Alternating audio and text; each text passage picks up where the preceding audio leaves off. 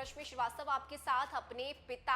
RJD supremo Lalu Prasad Yadav के नक्शे कदम पर चलने की तैयारी तेजस्वी यादव की तरफ से की जा रही है और यही वजह है कि अब तेजस्वी यादव उन्हीं मुद्दों के साथ बिहार विधानसभा चुनाव में उतरेंगे जिन मुद्दों के साथ लालू यादव हमेशा ही बिहार की जनता के दिलों में राज करते रहे हैं और अपनी एक अलग पहचान लालू यादव ने बनाई है। और यही वजह है कि चुनाव को देखते हुए वक्त काफी कम है, तैयारी बड़े पैमाने पर करनी है, बड़े स्तर पर करनी है और यही वजह है कि तेजस्वी यादव ने अब अपने पार्टी के नेताओं को जिम्मेदारी सौंपी है। बीते दिन जिस तरह से आरजेडी नेताओं की बैठक हुई, उस बैठक में कई अहम फैसले लिए गए हैं और इस बैठक के जरिए एक बड़ा संदेश भी बिहार की जनता को देने का काम तेजस्वी यादव की तरफ से किया गया है। आपको बताएं कि जिस तरह से लालू यादव ने बिहार में अपनी पहचान बनाई है, ठीक उसी तरह नेता प्रतिपक्ष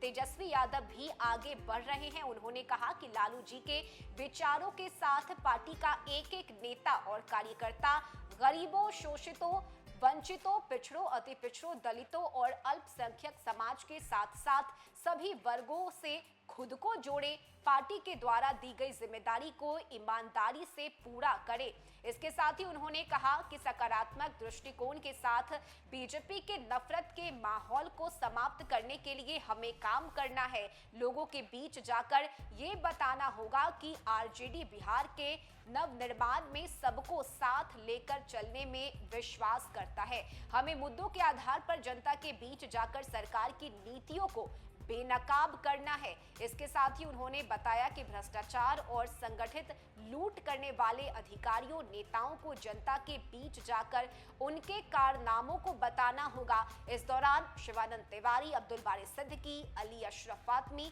मनोज झा, संजय यादव, अभय कुशवाहा, झारखंड के मंत्री संजय यादव, शिवचंद्र राम, रणविजय साहू, अख्तरुल इस्लाम शाहीन, तनवीर हसन, आलोक कुमार मेहता, महबूब अली कैसर, तमाम बड़े नेता, बड़े चेहरे मौजूद रहे और इस बैठक के जरिए एक बड़ा मैसेज देने की कोशिश भी तेजस्वी यादव ने की है। खासकर पिछड़ा, अति पिछड़ा और एमवाई समीकरण को आगे बढ़ाते हुए तेजस्वी यादव ने एक बार फिर से A to Z की बात कही। उन्होंने कहा कि हमारी पार्टी हर एक वर्ग के लोगों का, हर एक जाति के लोगों का ख्याल रखने का काम करेगी और यही वजह है कि जिस तरह से पिछले 20 साल से एनडीए की सरकार ने बिहार को लूटने का काम किया है, अब जनता के बीच जाकर एनडीए की सरकार को बेनकाब करना होगा और इसी के तहत पार्टी नेताओं के बीच जिम्मेदारी दी गई है, टास्क सौंपा गया है और उसी टास्क के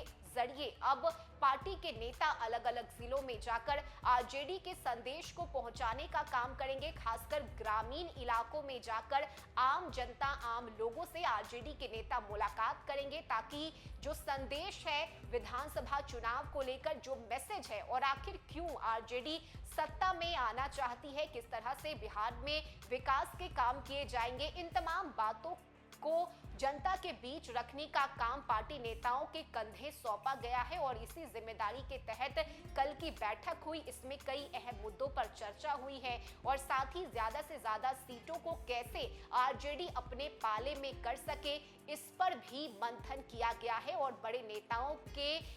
हित में और साथ ही किस तरह से जनता के पक्ष में काम किया जा सके, इसे ध्यान में रखते हुए तेजस्वी यादव ने